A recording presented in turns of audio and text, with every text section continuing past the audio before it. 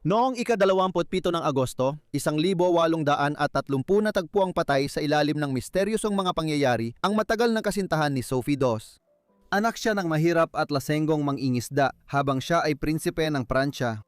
Sa unang tingin, parang imposible silang magkatuluyan, kaya paano nabuo ang relasyon nila? At nagkataon lang ba na namatay ang matandang prinsipe bago niya tanggalin si Sophie sa kanyang testamento? Samahan mo ako habang tinutuklas natin ang hindi pa nababahaging kwento niya mula sa kahirapan hanggang sa tagumpay. Si Sophie Dos ay ipinanganak noong ika-29 ng Setyembre, 1790 sa St. Helens sa Isle of Wight sa timog baybayin ng Inglaterra. Nagmula siya sa magulong kalagayan. Ang kanyang ama ay si Richard Dos, isang mangingisdang lasenggo na nasangkot sa illegal na pagpupuslit sa English Channel. Ang ina niya ay si Jane Callaway. Ngunit mukhang hindi sila kasal ng ama niya dahil nakasaad sa death certificate na dalaga siya. Ibig sabihin, hindi siya legal na nagpakasal. Isang mahirap na kabataan ang naranasan ni Sophie o Sofia na mas madalas niyang ginagamit dahil isa lang siya sa 10 magkakapatid. Dahil sa hirap ng buhay, namumulot si Sophie ng suso sa tabing dagat ng Isle of Wight para makatulong sa pamilya. Mas nakakagulat, siya at ang mga kapatid niya ay tumira sa isang workhouse sa Newport. Ang mga workhouse na ito, o tinatawag ding houses of industry, ay nagbibigay ng napakasimpleng tulugan at pagkain sa mga mahihirap kapalit ng napakabigat na trabaho sa maghapon. Marahil hindi na nakakagulat dahil sa kahirapan ng pamilya at sa laganap na pagkamatay ng mga sanggol at bata noong huling bahagi ng ika-18 siglo sa mga kapatid ni Sophie ang hindi umabot sa pagtanda. Pagsapit ng kanyang kabataan, si Sophie ay nagtatrabaho bilang katulong sa isang magsasaka sa Isle of Wight at hindi nagtagal, ipinadala siya sa mainland kung saan siya ay naging katulong sa mga kwarto sa George Hotel sa Portsmouth. Ang mga ganitong sitwasyon kung saan ang mga bata ay nagtatrabaho ng mahabang oras na parang matatanda ay karaniwang pangyayari sa Britain noong Rebolusyong Industrial at aabutin pa ng 70 taon bago ito regulahin ng pamahalaan. Tulad ng napakaraming ibang Ingles, noong ika-19 na siglo si Sophie ay nahikayat pumunta sa isa sa mga pangunahing lungsod na mabilis na lumalago. Sa kanyang kaso, dahil siya ay mula sa timog ng England, nagtungo siya sa London. Naging katulong siya sa paggawa at pagbebenta ng mga sombrero, ngunit nawalan ng trabaho matapos mapasok sa bawal na relasyon sa isang may asawang tagadala ng tubig. Pagkatapos, nagbenta siya ng dalandan ng ilang panahon. Ang kapansin-pansin sa lahat ng ito ay nakabuo si Sophie Dos ng likas na kakayahan para mabuhay, kahit na palaging laban sa kanya ang mga pangyayari. Noong huling bahagi ng ika-19 na siglo, napunta ang buhay niya sa direksyong magdadala sa kanya sa kasikatan at pagkatapos ay sa isang malaking eskandalo at pagbagsak. Marami sa mga ito ay kaugnay ng pandaigdigang konteksto ng unang bahagi ng ika-19 na siglo. Pagkatapos ng Rebolusyong Pranses noong 1789 nilabanan ng mga makapangyarihang bansa sa Europa ang Pransya matapos ipapatay ng revolusyonaryong gobyerno si Haring Louis XVI at ideklara ang republika. Nanindigan ang mga revolusyonaryong hukbo ng Pransya laban sa pag-atake ng Britanya, Austria at iba pa. Sa pamumuno ng mga general tulad ni Napoleon Bonaparte, nagtagumpay silang ipagtanggol ang Pransya at sakupin ang malaking bahagi ng kanluran at gitnang Europa. Nagpatuloy ang mga digmaan sa pagitan ng Pransya at Britanya sa mga taong ito at dahil dito, laging puno ng mga sundalo ang London pati na rin ng mga dating miyembro ng maharlikang Pranses na naghanap ng kanlungan sa Inglaterra. Isa sa mga sundalong ito na isang opisyal pa nga ng hukbo ang naging karelasyon ni Sophie noong huling bahagi ng ika-19 na siglo nang siya ay mga 18 taong gulang. Naging karida siya ng opisyal at tumira sa bahay nito sa Toynham Green.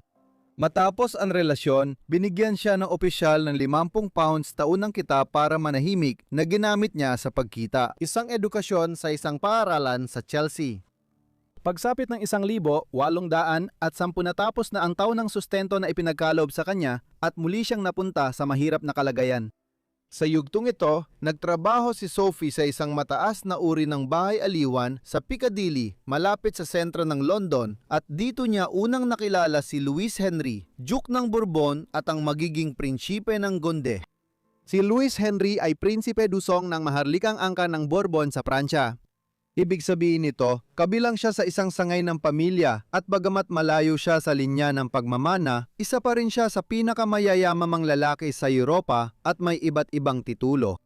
Sa simula ng revolusyon, matapos mapatay ang pinsan niyang si Haring Louis XVI, pinamunuan niya ang hukbo sa Pransya laban sa revolusyonaryong pamahalaan. Kalaunan, habang lumalakas ang kontrol ng revolusyonaryong pamahalaan sa Pransya, lumipat siya sa Inglaterra at nanirahan sa Londres. Habang nasa kabisero ng Inglaterra, madalas na siyang pumupunta sa bahay aliwan sa Piccadilly na tinitirhan ni Sophie. Isang gabi, itinuro ng katulo ng Duke sa kanya ang dalaga mula sa Isle of Wight. May iba ring nagka-interes sa kanya at kinailangan ni Louis Henry na makipaglaro ng kakaibang baraha sa dalawang aristokratang Ingles upang mapagdesisyunan kung sino ang kukuha sa kanya bilang kerida at nanalo ang Duke. Nangyari lahat ito noong 1810. Noong 1811, nakatira na siya sa bahay na inupahan ni Louis Henry para sa kanila ng kanyang ina sa Gloucester Street, Queen Square, London.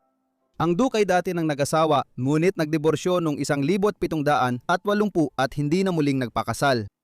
Dahil dito, hindi ito lubusang maituturing na isang affair, ngunit itinago ito dahil siya ay karaniwang tao, siya ay may dugong maharlikang Pranses at 34 na taon ang agwat ng edad nila. Habang nakatira sa Gloucester Street, nagsimula siyang mag-aral ng mga klasikal at modernong wika, pilosopiya at kung paano makihalubilo sa lipunan ng korte nang italaga bilang tagapagturo niya si Abbe Brians.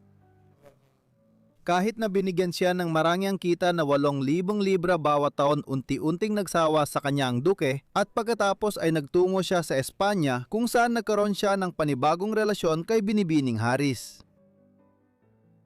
Noong 1814 sa malaking bahagi ay natapos na ang digmaang Napoleonic matapos ang maling desisyon ni Napoleon na salakayin ang Russia noong 1812 at mawala sa kanyang lahat ng nasakop niya sa Europa. Matapos sumuko, siya ay sandaling ikinulong noong 1814 at nabigo rin ang kanyang pagtatangkang muling maging pinuno ng Pransya noong 1815. Bilang resulta, mula 1814 pataas ang mga maharlika at royalista ng Pransya na nanirahan sa mga lungsod tulad ng London at Vienna, mula pa noong dekada 90 ng ika-18 siglo ay nagsimulang bumalik sa Paris. Dito, ang kapatid ng pinugot na si Louis ika-16 ay naibalik sa trono bilang Haring Louis XVIII. Si Sophie ay nagtungo roon at nagawang muling mapasama sa mabuting loob ni Louis Henry.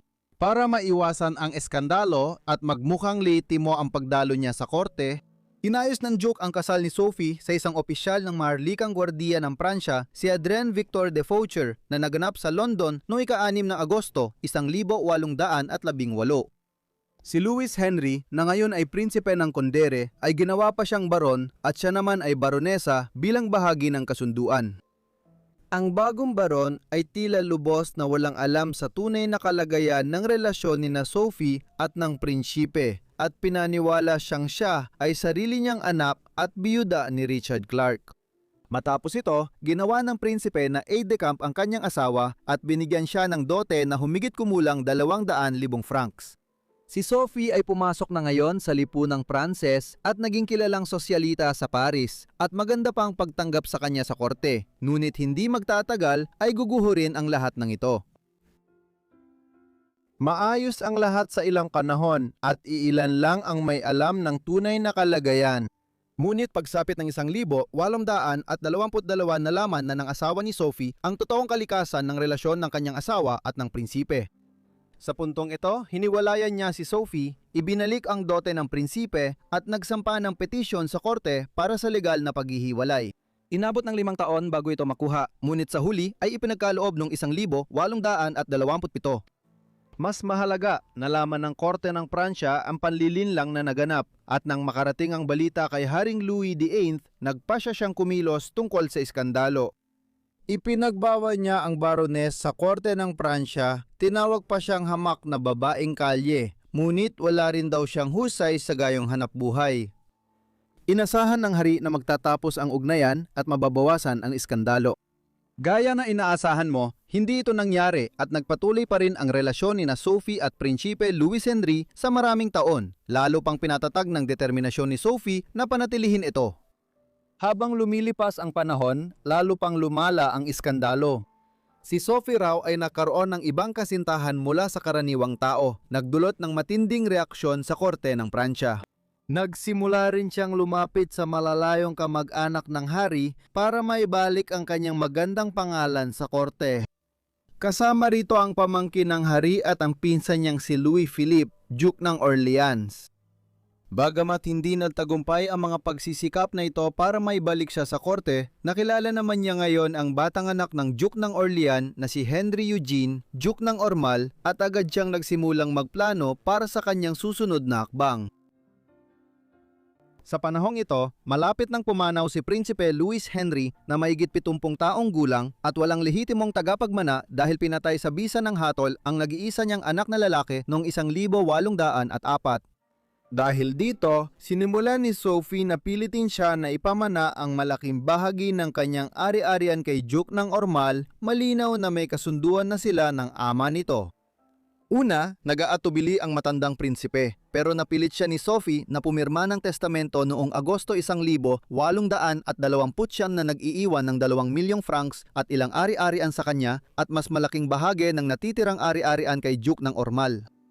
Lalo pang gumanda ang kapalaran niya noong tagsibol ng 1830 nang ideklara ang Duke ng Orleans, ama ni Ormal, bilang hari ng mga Pranses noong 1830 matapos mapilitang magbitiw sa trono ang pinsan nitong si Charles VII sa panahon ng Rebolusyong Hulyo. Si Louis Philippe Parpeide, na tinatawag ding haring mamamayan, ay pumayag na payagan si Sophie na makabalik sa korte.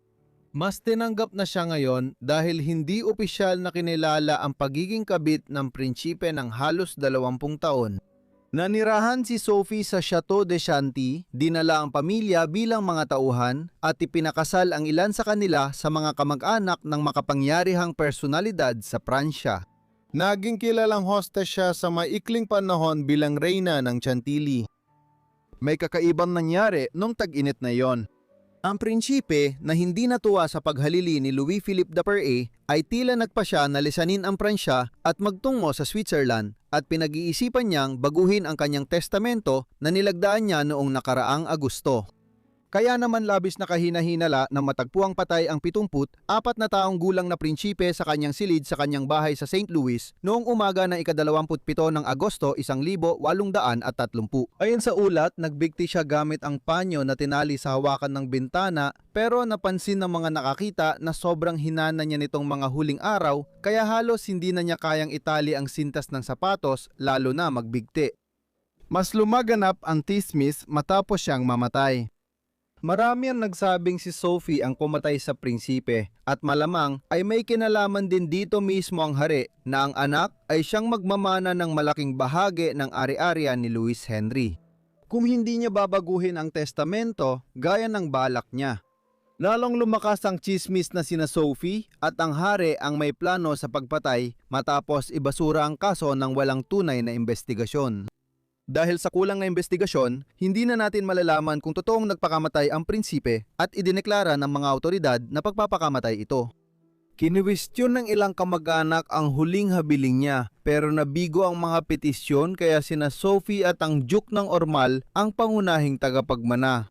Bumalik si Sophie sa Inglaterra hindi nagtagal. Pangunahing dahilan ay upang iwasan ng eskandalong patuloy pa ring umiinit sa Pransya.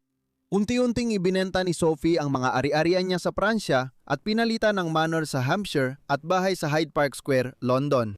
Sa pamamagitan ng kanyang kayamanan, tinulungan ni Sophie ang kanyang naghihirap na pamilya at inilagay ang kanyang matandang ina sa isang kumbento upang doon gugulin ang huling mga taon ng kanyang buhay. Nagkaroon si Sophie ng pamamanas sa mga sumunod na taon at kalaunan ay namatay dahil sa sakit na ito sa London noong ika-15 ng Disyembre 1840. Sa kanyang kamatayan, may ari-arian siyang 500,000 pounds na katumbas ngayon ng 10 milyong pounds. Kinwestiyon ang huling habilin niya at may ilang miyembro ng pamilya ang nakakuha ng malalaking bahagi. Ang kanyang pag-angat mula kahirapan hanggang yaman at mga eskandalo sa korte ng Pransya ay naging paksa ng interes dun sa loob ng mga dekada. Maraming salamat sa inyong lahat sa panonood ng video na ito tungkol kay Sophie Dos. Sana ay naging kawili-wili ito para sa inyo. Ipaalam ninyo sa akin ang inyong mga opinyon sa pamamagitan ng pagkomento sa ibaba at kung may mga suhestyon kayo, siguraduhin ding ilagay ang mga ito sa mga komento sa ibaba.